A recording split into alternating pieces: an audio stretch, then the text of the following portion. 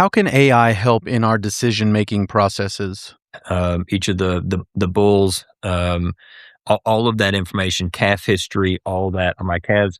I know I went through a period where I was kind of playing with my calving window, especially around winter, and trying to get as much growing season before I sell them without freezing to death when they hit the ground. And that's, a bit of a trick, mortality versus growth rate. Have the data, you can really make decisions. If you don't have the data, you're just guessing and going off of intuition, which is really good in the cattle industry, but it's as good as data driven. And what decisions do we need to keep hold of so that those skills don't atrophy? But I think AI has such a tremendous opportunity to help humans do what only humans can uniquely do, to take a lot of the labor pieces out that a machine can do easily. But what do humans can uniquely make judgment calls, understand ethics, can uniquely build and maintain relationships. So for me, I look at my AI usage of am I like handing off the things that I should be doing to AI? If so, I don't want to do that anymore. Or am I having AI help me with labor? Go track this thing back to the exposure window. I don't need to sit there and pull my chart out and say, what are 283 days from today when I turn my bull in? That's easy for machine. Is that the right bull to turn in? Should I turn it in now? Those are judgment calls that I want to be intimately involved with. And I want AI to help me understand, hey, I've done this in the past. What trends do you see from what I did in the past so I can make a better judgment call in the future? All that and more on this episode 517 of the Working Cows podcast, brought to you by Sunshine Bible Academy and Ranch Right. Welcome to the podcast that gives producers a platform to discuss and share paradigm-challenging practices. Practices that have increased the effectiveness of their operation and the joy that their families have received from this lifestyle.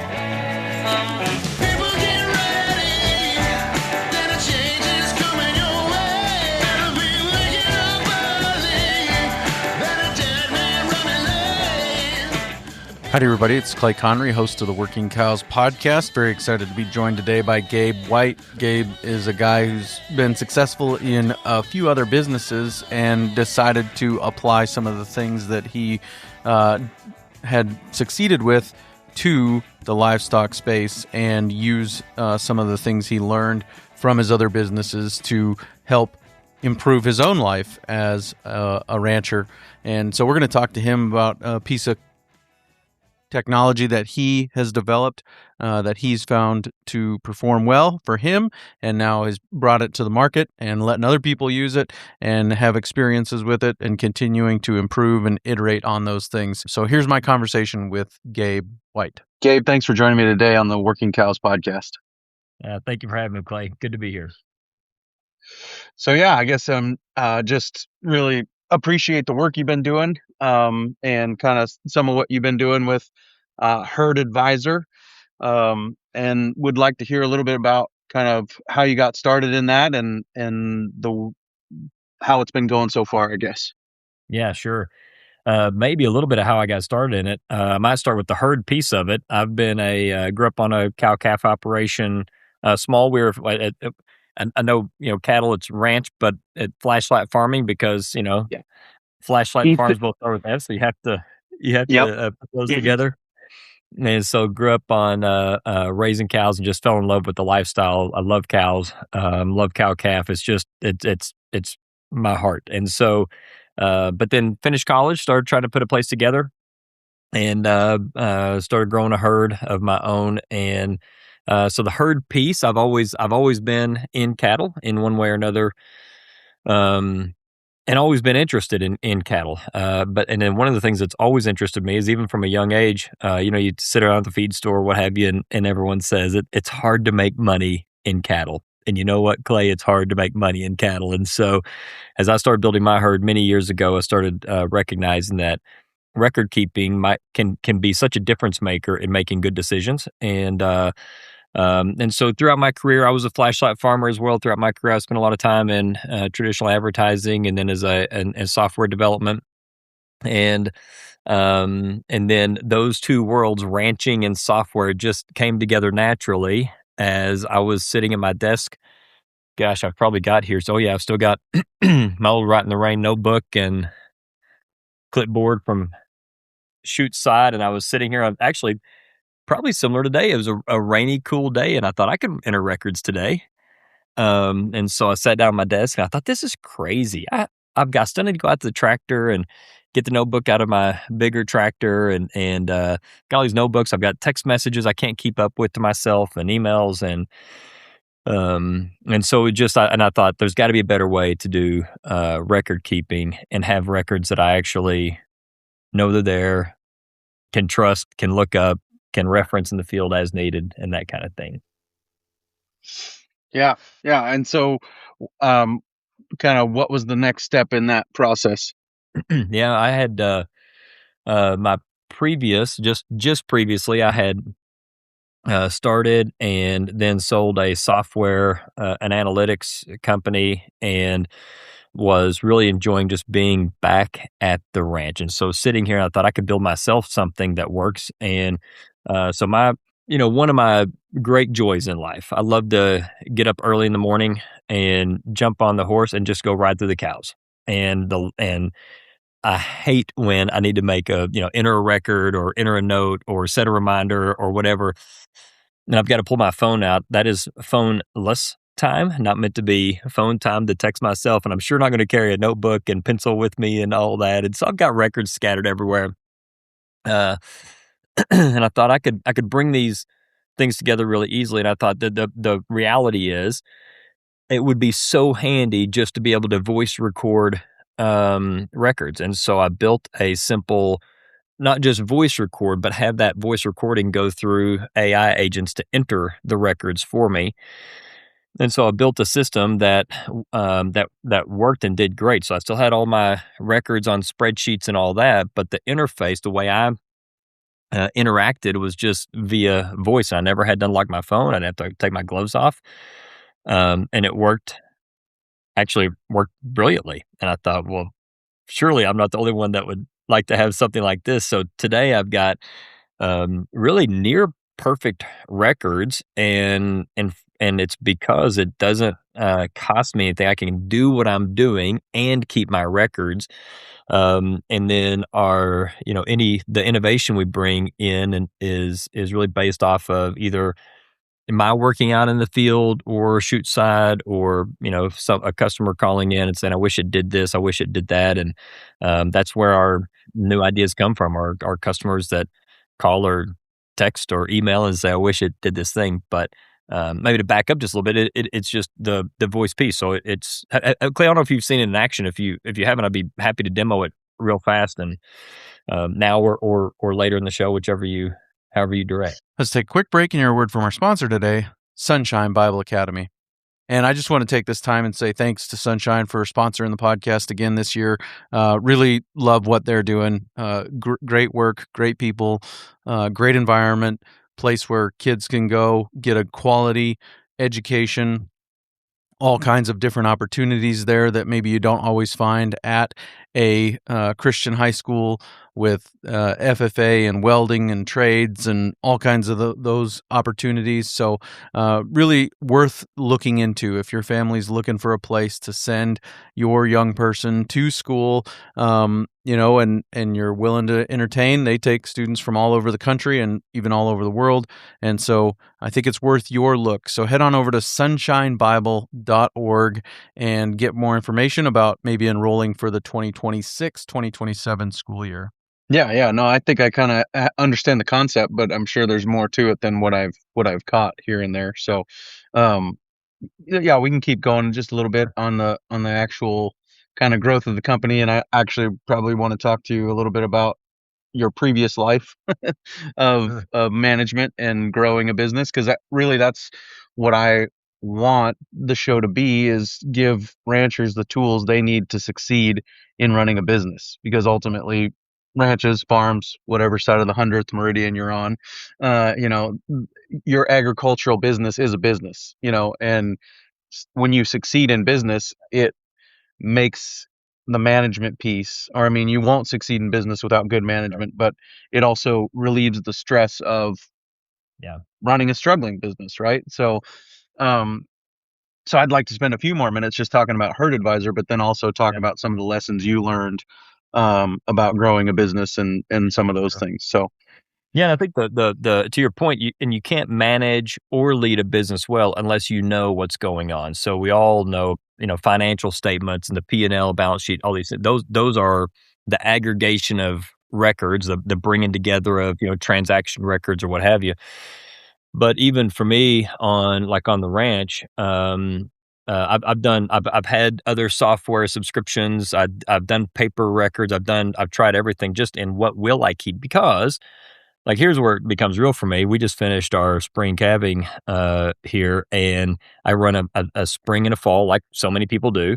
And so for me, if I've got a cow that I'm pretty sure she's a spring calver, but I'm not quite positive, I think I'll roll her into the fall, and then next fall, it's like, is that the one I rolled last time? And at times, it's come down to, is that a cow that the kids like feeding range cubes to? Okay, well, we'll give her a benefit of a doubt, and that's not a way to run a profitable business, and it's, I don't know of the industry yet where there are just a pile of customers sitting out there saying, "I just wanna give you money, and you don't have to return any value." It's hard to make money, and no matter what you do, and you can't make good decisions unless you really know your business, and if you have, say, a dozen mama cows and you know them all by name and you scratch their head every night, you probably don't need a record keeping app because you are intimately familiar. But as soon as you get into, well, at my age, as soon as you get into 13 or 14, as soon as you get, start growing that out, you just can't keep up with all those details. And so, record keeping, the purpose of record keeping is to be able to make better decisions. And really, in my opinion, it is to make the decisions that lead to better profitability.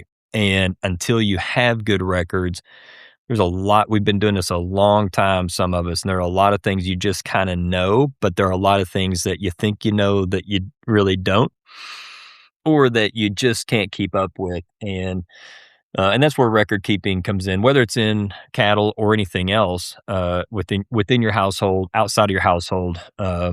It is having that information so you can make good decisions in the future. give me some examples of some of the things that have been, game changers as far as these are things worth keeping track of. Maybe these are things that, maybe we don't need to keep track of these things, or we need to pay less attention to them, right? Yeah, yeah. Specific in with I'm a cow calf guy, and so for me, there are a few things that have been really, really helpful just over the course of time, and then within the maybe the herd advisor life cycle. So over the course of time, one of the things that's been super helpful for me to keep track of is, well, I'll give you an example. I used to sell 5 weight, so I used to be overstocked like probably most of America, or at least most of the folks in my region were all, how many pairs will this place hold? Well, let's increase that by a few, and then add from there. And so, with that, I used to sell calves pretty much off the cow. So I sold 5 weights, and I really started keeping records just to look at from a bull selection. How could I get to a 5 weight faster? And then if it fell off the bluff after that, that was on somebody else, not me. I've been understocked for a number of years, or maybe more right size would be the right way of saying it. And I tend to hold and sell 7 weights. And that's been a really good thing for me, but that changes my genetic selection. It changes a lot of things on how I run and operate, but it's been more profitable for me. Also, keeping up with sale data from different sale barns in my region has been super helpful. For that's actually a piece of herd advisor. Is what are these different animals and sizes selling at a different place, and what's that projection to help understand when and where do I sell.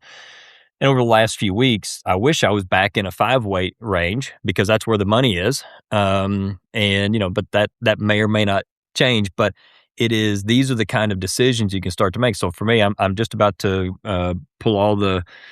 work one of my places, and I'll probably end up selling those right off the cow instead of doing my 7 weight program I've been doing, because the numbers are what they are. And But having that information helps to make those decisions. And so that's one of those things that's maybe more of a longer term.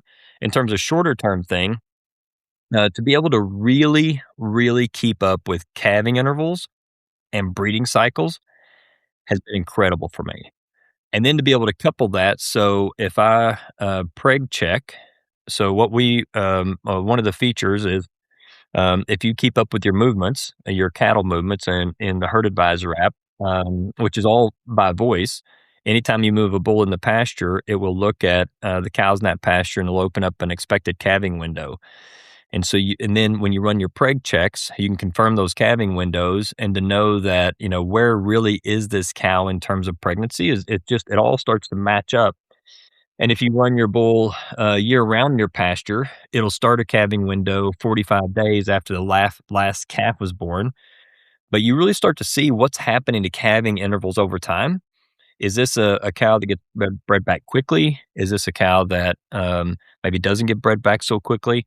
So that's one area. Another area is if you're keeping your sale data, even if you sell by lots at the sale barn, something about those. These are steers and this cow had a steer and all that. But we age, what am I trying to say? Age normalize, I guess you'd say, the sale data. So, and then inside the app, we put together like these are the calves that sold that are about the same age, or at least age adjusted, steer, heifer adjusted, and show which cows, their calves over indexed and under indexed. And so if one year a cow's selling at 11% below average, and the next year she's at 8% below average, she may be breeding back, but she's just not as profitable of a cow. So let's go ahead and call her off. And so that data really helps to be able to say, okay, how do we make better decisions in the cows we keep? Same thing, bulls. We keep, all the weight history around each of the bulls, all of that information, calf history, all that. Are my calves? I know I went through a period where I was kind of playing with my calving window, especially around winter, and trying to get as much growing season before I sell them without freezing to death when they hit the ground. And that's, a bit of a trick, mortality versus growth rate. But you can, when you have the data, you can really look back and say, wow, when I backed them up a little bit and sold at the week after Thanksgiving or what have you, it really made this much difference, or it didn't. But until you have the data, you don't know. So do I need to risk a late cold snap, or is it worth that risk? And if I lose one or two, are they going to make up for it in pounds or not? So there's a lot of little, I don't know if maybe that's more talking some specifics and some generalities, but if you have the data, you can really make decisions. If you don't have the data, you're just guessing and going off of intuition, which is really good in the cattle industry, but it's not as good as data driven. Let's take a quick break and hear a word from our sponsor today, Ranch Right. We've been telling you for years about the power of working with the team at Ranch Right to help you acquire actionable financials so you can build a profitable business and pass on generational wealth. Don't just take our word for it. Listen to some of these responses on a recent survey of Ranch Right's clientele. 97% of them said they understood their financials better as a result of working with Ranch Right.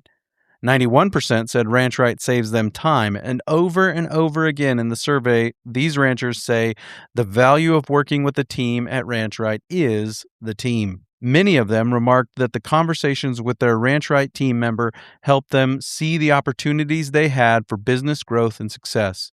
They used words like eye-opening and helpful to describe the reports, saying that they had more clarity about the next step as a result of the product of Ranch Right's work. Head over to ranchrightllc.com today to book your discovery call and see how Ranch Right can speed up your path to profitability. So there's a lot more to it than just being able to capture notes on the fly. You're going back and filling in a lot of data, and each cow has her own kind of slot in that system. Am I understanding it right? Yeah, that's exactly it. The system is a traditional records where all of your records are kept: identification, breed, age, generations, and progeny, all of that lineage, all those things. are kept, and all that pasture movements, locations, all of those things, all of those are in the app, and that's the foundation of now. How do we make decisions? And so, and the more data you have, the better and more detailed the decisions can be. So back to like the expected calving window. I can make a voice entry, and I'll just say I moved. I've got a bull named Honey Bun, and so I could say I moved Honey Bun into the hay meadow, and it'll say which cows are in the hay meadow, which ones should be in, not they've had a calf recently, that they shouldn't be bred back, what have you. It'll open up an expected calving window, and that will show up in the app. So and it'll track where is that cow and where's your herd in terms of their calving cycle. And when should that calving cycle, when should they start dropping all of those things? And then it'll say, hey, you've got these 10 cows that are outside of the cycle.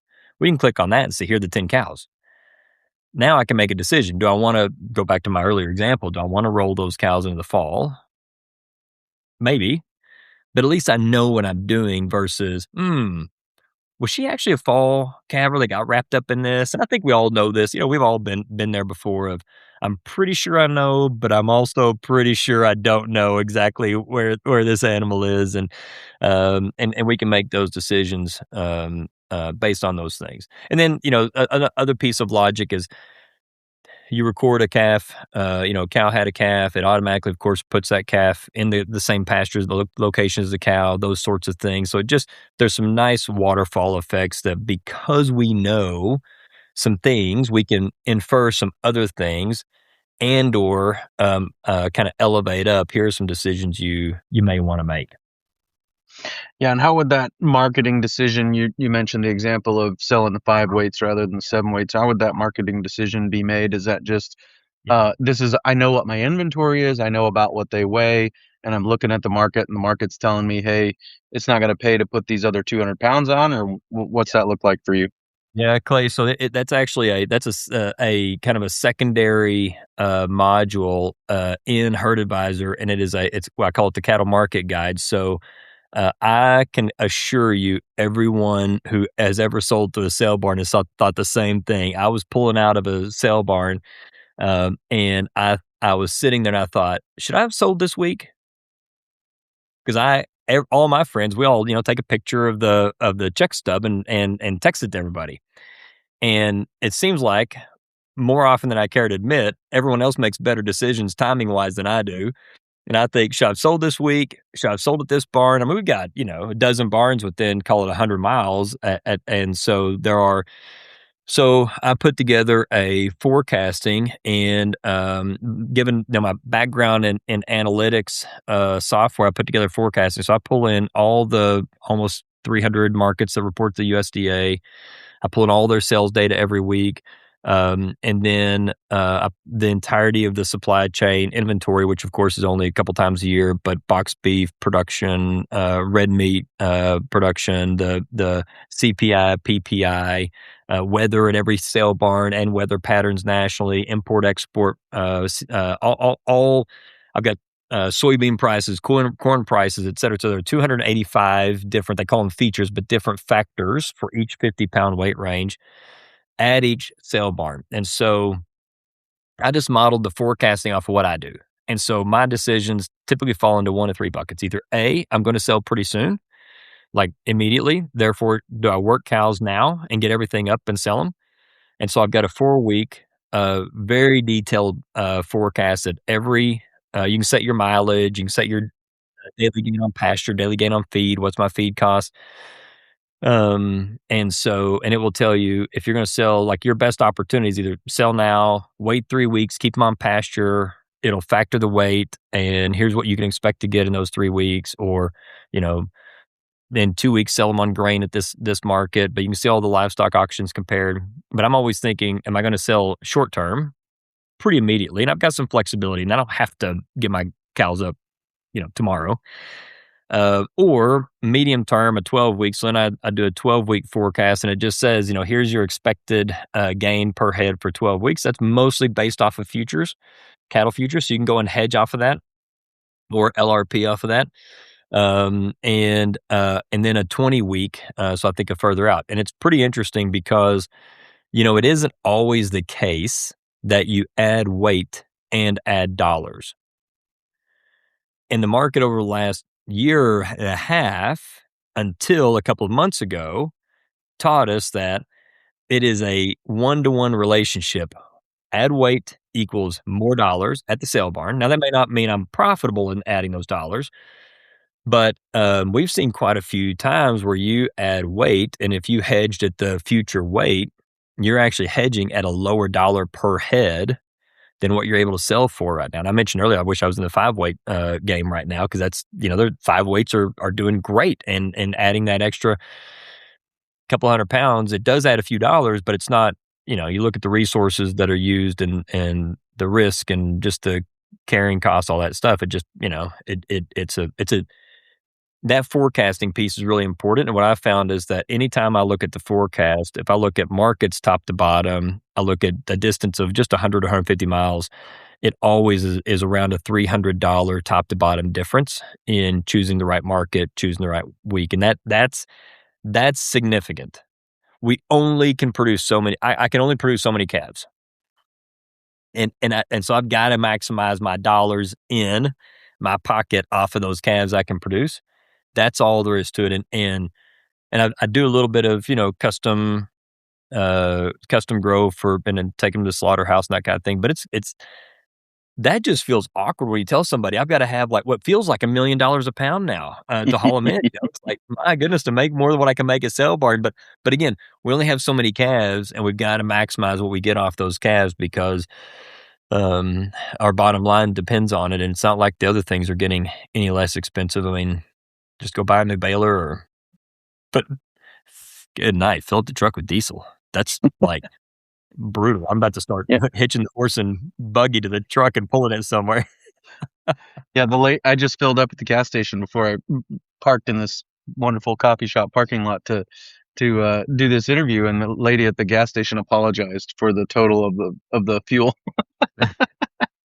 It's brutal. It's like, man, the fastest way to spend $150 is just go with a half tank to the diesel stop, and man, Yep. oh man, it's all of a sudden but that's the thing is, the if you don't, you have to maximize what you have. You just have to. You've got to maximize. You got to be top on your mortality. That's another thing is like you can if you let's say you've got a treatment protocol that you're doing. And the app will auto calculate if there are boosters needed and set reminders for boosters then the booster window. It'll also auto calculate and the withdrawal periods. So okay, when can I? Because I know we've all been there. I've got these cows. I just hit them with whatever the case may be. Am I good to sell them now? Do I need to wait a little bit? I can't quite remember, and it'll auto calculate all that for you, because I mean, those are known things. If it's a 28-day withdrawal period, that's a known thing. And so why not bring it in to just make that so I don't have to go look it up and try to remember not just what the withdrawal period is, but what day did I do that? And so, and my experience was, for me, the hard part was just getting the records in. Yeah, and that's where in the moment, for sure, those are the records that tend to fall through the cracks, right? I mean, the shoot side stuff is a little easier generally, but it's still pen and paper, right? So the in the moment records are the ones that where it's really shining. But what does the shoot side look like? How does it make its way from shoot side into Herd Advisor? Yeah, couple ways. One, I do talk with ranchers who do all their shoot side by voice. I don't do mine by voice. You can. Where that's a lot easier is if you're running them individually off the scale, so you've got just a hot second to be able to stop and do voice. But when I'm shoot side, I'm like between the head gate, the syringes, I don't have time. I hated actually two things about shoot side before I get into how I do it. First off, the when I was sitting here, I wonder if it's well, you see, this is one of my handy notes from shoot side. One of the pages, when I was sitting here that day, one of the pages I had stepped on, a cow had stepped on, something. the halfway down, about a quarter of the page was torn off of it, and I lost all those records. I'm like, what were those? I lost them, and I was like, this is ridiculous. And so anyway, but on the shoot side, I in the Herd Advisor app, I work. You can set up groups, you can set up locations, set up farms, pastures, whatever. Where you can grab all the animals in a pasture, all animals in a farm with one click. It's just a one click, hit it, and it grabs it. It selects all of them: cows, calves, all that. Then you go into bulk actions, and the bulk actions. You say, let's just say my cows. I grab my cows. I did a 50 mil sidectin poron.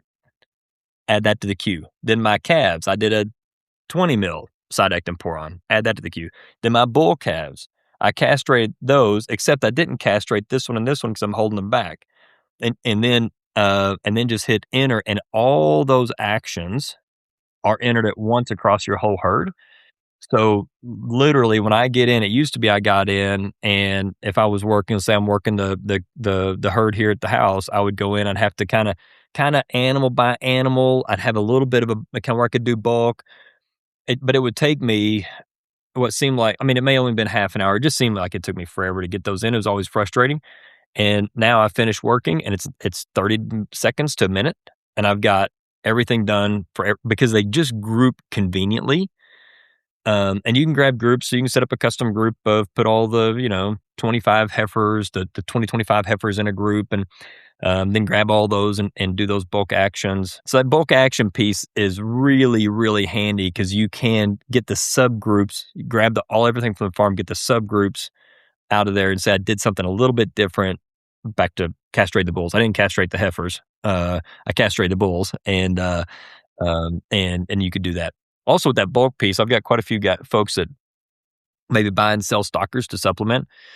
And you can bulk add animals as well, which is really handy. So you could say, I bought these, let's just call it 100 steers. I use tags 200 through 299.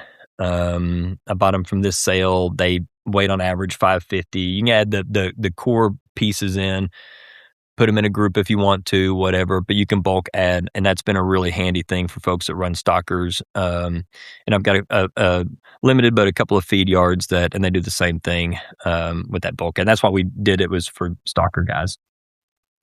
Yeah, that's a really good way to do it because, I mean, so often if you're not doing everybody, you're doing one, and you can do the hands-free, that way. And then when you're not doing just that one with the hands-free, you are going to run most of a certain group, whatever it is, through all at the same time. They're going to have the same thing done. So, and then I'm sure you can go back and make individual notes about, hey, this one did have a bad eye or whatever, and make some of those notes that way. So that's right.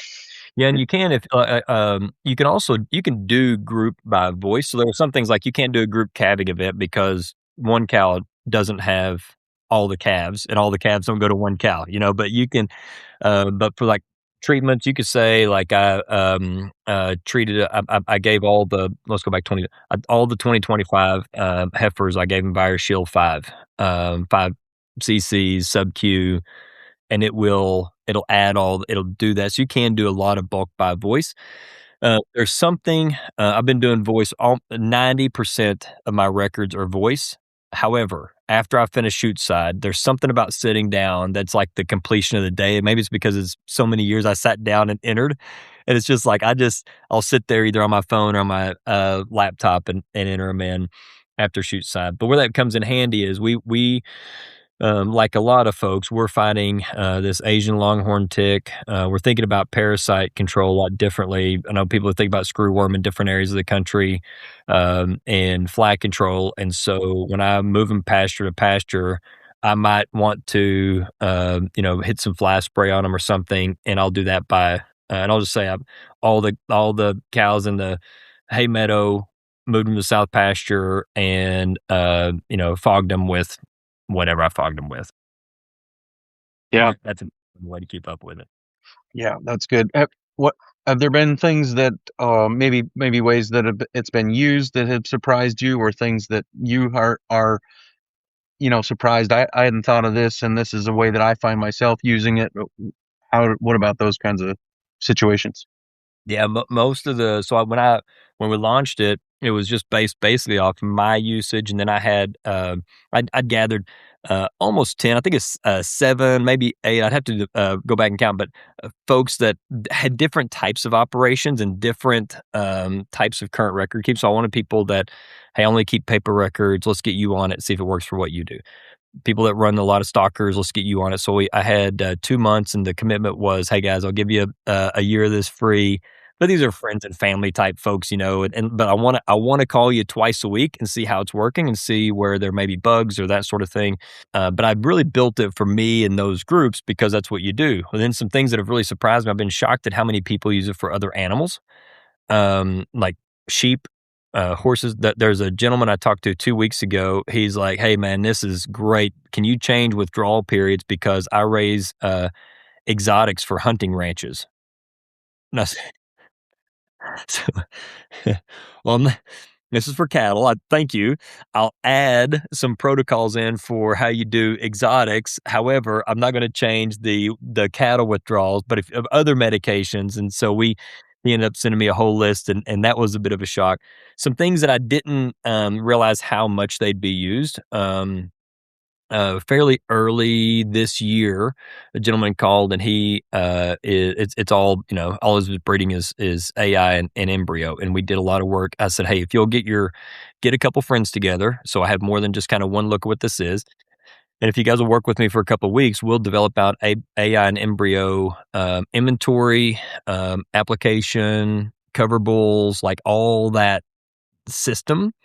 And that's been really a really good thing, and that's how a lot of the innovation happens. Is somebody calls in and said, "Hey, I'm thinking about like I mentioned a minute ago, the bulk ad. That was a stalker, a guy that he runs almost 10,000 stalkers. He's like, I just adding these animals, having to go to a spreadsheet, and we got a bulk or import spreadsheet, but that's like an extra step. Okay, let's sort that out. And so it's been really helpful to have people just call, email, and most emails I get, some are, it's pretty straightforward. Most I get, I'm like, hey, here's my phone number. I would love to chat. And what would be useful? Like, I just want it to be useful. So what would be useful in this? But those are some of the things that have been maybe a little bit surprising is how many people, are maybe use that AI and embryo. Another thing that we just launched not long ago is we had quite a few folks that they raise show steers and show heifers, and they wanted that deep generation. So we opened it up. We used to only keep to 3 or 4 generations. Now we keep as many generations as you want. We keep all that information. So we've got mother, grandmother, great, all. We've got back decades in some of these.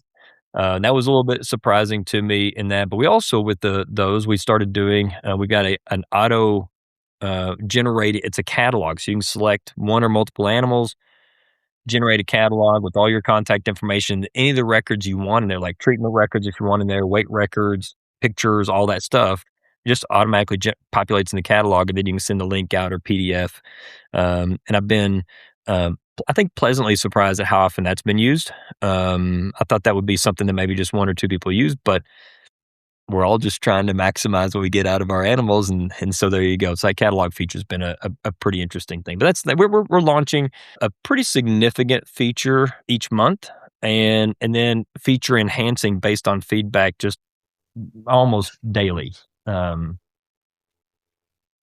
Yeah, this will come out first part of June. Do you have what June's going to be yet? I do. We're wrapping. I do know what June's going to be. Now there's a chance testing it's going to push into July, but I don't think so because it's actually going better than I thought. It is a AI chat trained on the herd advisors, like how we structure data, which is important as a foundation, so the AI knows how to go find data. University research as a second component, and then your animals. So here's some easy use cases. You can go in AI chat and you just say, cow number 2, tell me her latest calf. And it'll just go look at the data set. Here it is. hey, did I give, what day did I do the cows on my whatever ranch last year? And just elevate it up. But you can also have a conversation. I'm thinking about culling 5 cows. Which 5 do you think I should cull and why? That's a much more interesting question to me. So the whole idea behind Herd Advisor was I'd love to have my records and then be able to understand like possible decisions and rationale behind those decisions. AI is wonderful in a couple of areas. Number one is labor, and number two is identifying possible decisions. I would never want to turn actual judgment calls over to AI. But in saying to AI, give me some options, I want to make the decision. I don't want you to make, but that's where it is really handy. So we're going to have this, it's out now. However, not to the general user base, just a few who are testing it out, but it's really interesting to see the types of questions coming through. Everything from, if I want to increase my calf weaning weight, what would be some suggestions? And it'll go back into the research and say, based on what you're doing over here and your previous weights and all that, here's some things you might consider. Another thing that may be out by then, but it's just behind the AI piece, is getting much better about looking at what is my calf weight to cow weight ratio. So I've got a hypothesis on my place that my cows are too large, and my weaning weight as a percent of cow weight is not where it should be. Well, if I have records, let's say I get my receipt back from the sale barn, I know which calves I sold. I know the groupings. I mean, they sell in groups. I know what the groupings are. I know which ones were steers and heifers. I may not know exactly this calf sold in that group, but I can get pretty close. Well, all of a sudden, I know when they're born, so I know days old, weights, group. I can get pretty close on these things, and then you can start to age, normalize for, your 6-month-old calves are on average, they're probably sitting at about 40% of cow weight. Well, can you get that to 42? Maybe, but if I don't know where they are, I don't know what to start measuring to get there, and I don't understand, what are my options. So what I would do is I'd look at this, now this is not today, but you asked about the future, in the near future. I want to be able to say, I want to increase my sale weight as a ratio of my cow weight by 3% next year. What are some ideas of what I could do? Now, for that, I'll probably get some things that are like you could start feeding a different kind of ration. I may or may not be interested in that because I want to know financially is it good. But one of my questions is I can run X number of cows that are. It all comes down to grass and weight. Should I be running fewer cows that are bigger, more cows that are maybe a little bit smaller? Like where's that sweet spot where I can actually maximize profit? And so those are really hard things. If you don't have a great database, those are really hard things to be able to ascertain what the right strategy is and what the right tactics are underneath. So anyway, I'm really excited about both those features, but really the one feature, which is the AI chat, and then there are some foundation pieces like the percentage of weight that goes into it that's going to be good. And then when the AI chat launches, that piece of like university research will be somewhat limited. We're still pulling that. We thank you, U.S. government, for one thing. We've got a lot of great research in how to manage our pastures and grow our cows, we're building the structures and populating with research in on those. And our position is from Herd Advisor is, here's some information. You can go learn more here. Now, you as a producer, of course, it's up to you to make the decision, but hopefully we give you some pretty good options and how to think about how to get to a really good decision so that, Clay, this is a bit of a side. When I got into this thing, when I got into cattle for my own, I grew up on a cow calf, but I wanted cattle. I wanted to teach my kids, hey, there's a reality to life. Things live, they die, you have to take care of it. It doesn't matter how cold it is, you got to go feed. It doesn't matter how sick you are, you got to take care of what's out there. It just is what it is. it doesn't matter how bad on Saturday you want to sit and watch, I don't know, Smurfs or whatever the cartoon du jour is. It is, you have to go fix fence. And when somebody calls and says your cows are on my place, you got to learn how to get along with your neighbors. All those things that this life teaches you. And I wanted to be, and when I finished college, it was so insurmountable to think about how can I ever afford land, animals, minimal equipment, to be able to, and it really came down to a lot of like profitability was a lot of intuition and the experience I had growing up. And I've always thought these, and I know some, and I know you do too, you get these, people who say, "Oh, you have some. I'd love to have cows one day." And how do I get? They have they have no intuition, they have no background. Matter of fact, you're like this. I got a text about a month and a half ago from a guy. I know his sister, and she said, "Hey, my brother's got a couple cows. He's got a big lot where he lives. He's got a couple cows on his lot at his house, and he needs to get one to the processor." And I said, "Hey, listen." She said, "Can you rent a trailer from U-Haul?" And I said, so, "Listen, I use my trailers like, X number of days a year. Have him just come get one of mine." And so he comes over, gets it. Well, we strike up a conversation. Like, "Do you care if I text you sometimes?" Like, "Well, yeah, sure. Text me questions." Well, he texts me a couple days later, so I've got to give this cow a shot. And he said, "Do you think this will work?" And he had a feed bucket on the ground, and he had 2 T-posts crossed, and he had a rope across the T-post. And so his idea was, I'll feed her, I'll squeeze those T-posts together with that rope, and I'll give her a shot. So, I thought, holy smokes, yes, do it, but let me video first. And so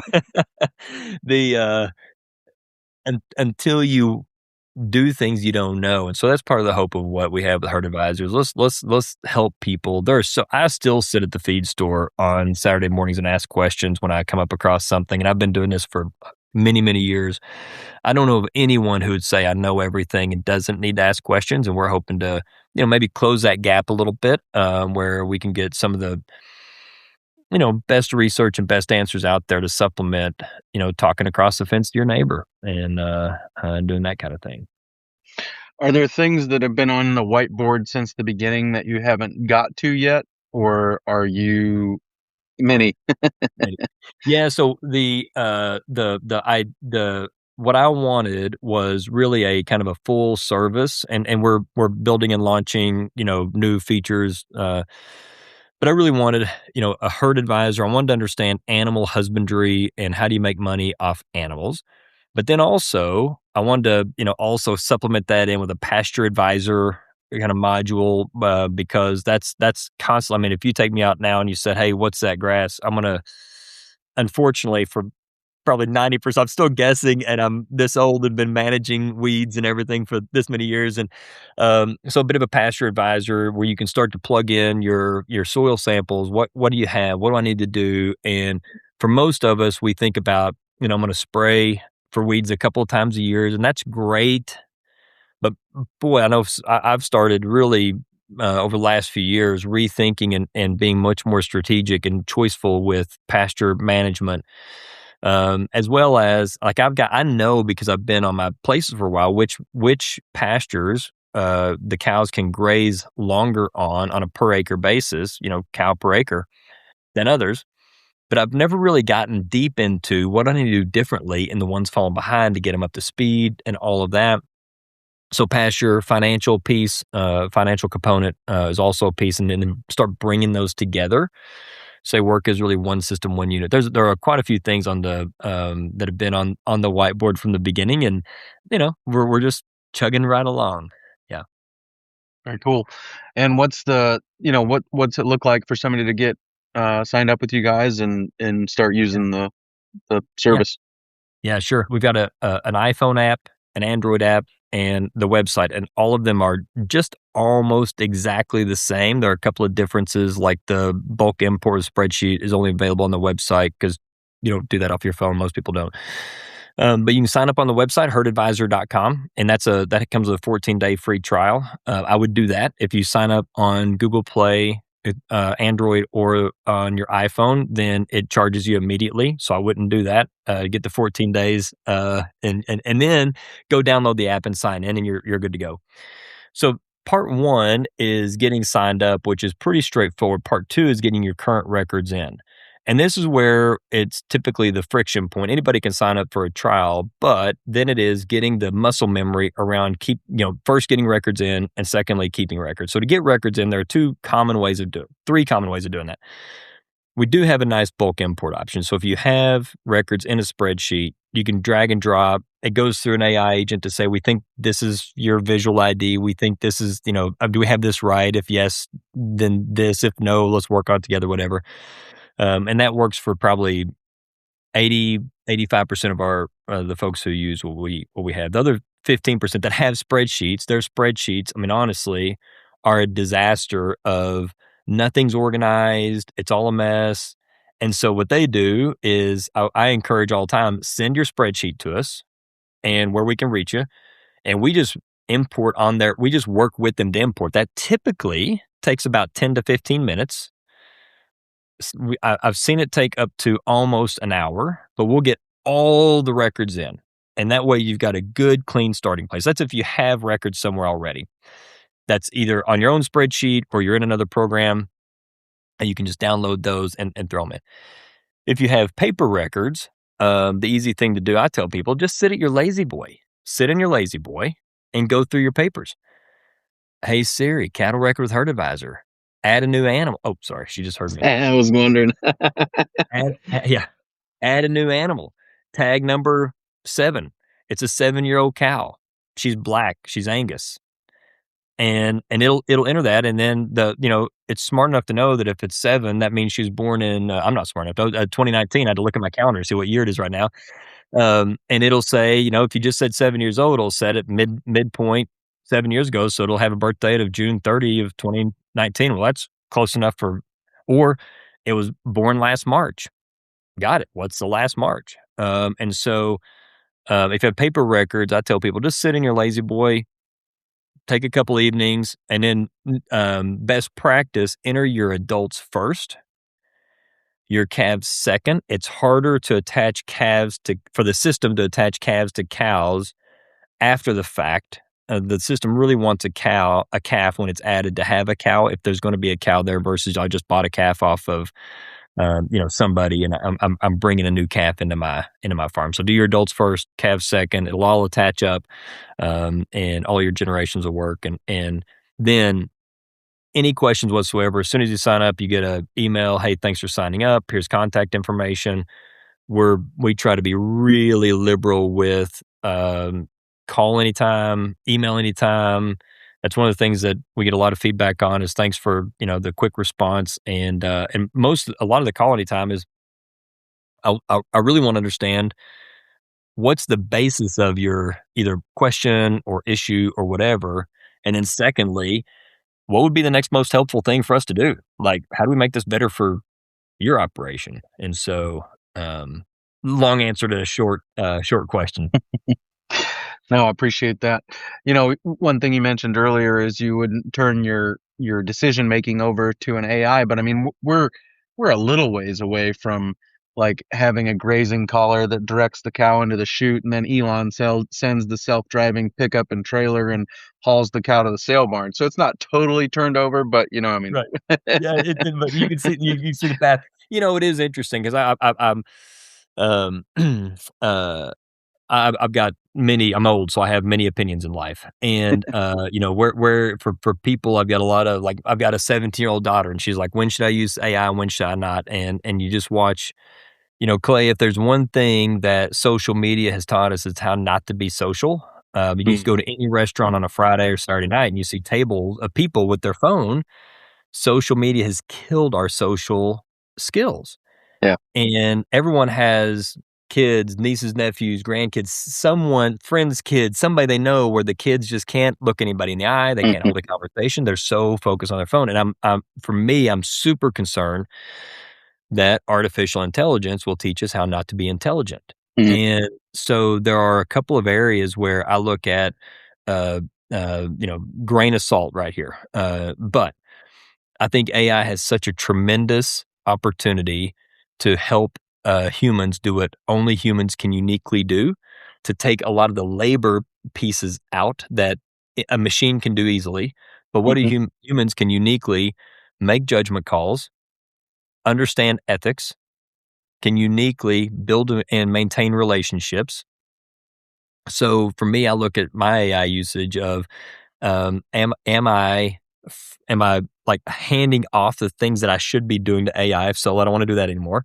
Or am I having AI help me with labor? Go track this thing back to the calving, the exposure window. I don't need to sit there and pull my chart out and say, what are 283 days from today when I turn my bull in? That's easy for machine.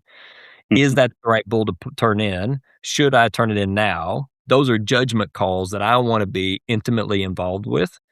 And I want AI to help me understand, hey, I've done this in the past. What trends do you see from what I did in the past so I can make a better judgment call in the future? So that's a little bit of, you didn't ask for it. But a little bit of how I think about some of these things, because we are a little bit a ways from the collar taken in to shoot, Elon backing the truck up. But it's not We're not as far as we were 10 years ago from it. That's it. And the truth is, I just want to be out there with my cows. I just enjoy it. I like building a fence. Not every day. But I like working cows. I want to be out doing these things and not sitting behind my computer. Yeah, for sure. No, I appreciate it. I think that, AI can present you with the data that is better collected, so you can make a better decision, and do some of the brute force data collection, and then you can make the better decisions with better data is kind of how I would look at it, right? That's right. And where it really comes like the voice processing, when I say, if I said the one of my, we just finished calving here, so I'm on the calving thing. So I'll say cow number 2 had a calf, is a bull. We castrated it. It was born yesterday. I think it weighed about 60 pounds, whatever. And Siri, I swear she thinks that we're an accounting firm, because it'll say account number 2, all these things. One of the first things that the first AI agent is, okay, we know this is about cows and calves and livestock. So what does this mean in relation to that? We get accents and all these things, and so AI is super handy in saying, here's what came in. What does that actually mean? Let's there's a new animal that attaches this mom. She was the calf had a weight. Calf was had a life cycle event, the castration. Did or didn't have a tag. If it didn't have a tag, we can create a tag number for it. So we always know that that's cow number 2's calf, born on this day. Just some quick reference points. A lot of things it could do to shortcut for us. We just have to be careful we don't let it start making all of our decisions for us. Right. Yeah. Gabe, I was too interested in what you guys are doing there at Herd Advisor. We didn't talk much business, but maybe we can do that sometime in the future. I'd love it. Well, maybe after the couple more features, we'll get back together and pick up where we leave off here. All right. Gabe, thanks for your time today. Thanks. Have a good day. Very good stuff there with Gabe. Really appreciate his experience and the way that it's informed his expertise and his thinking on these things, and bringing those benefits that he's found from technology in other sectors to bear on the cattle business. So really appreciate him taking the time to share those things with us. Look forward to a future conversation with him where we talk more about some of the business lessons he's learned from other businesses. So coming up next on the Working Cows podcast, we'll be talking to Emily Hobson about people management. How do we manage our people well and get buy-in, get them engaged in the business, excited about the business, and hire, pay, and keep good employees. So look forward to sharing that with you, coming your way real soon on another episode of the Working Cows podcast. We invite you to visit workingcows.net to subscribe to the show via iTunes or Stitcher. You'll also find detailed show notes pages, resources from our guests, and the industry leaders who have influenced them. For more ideas on putting your cows to work for you in a more profitable way, tune in next week.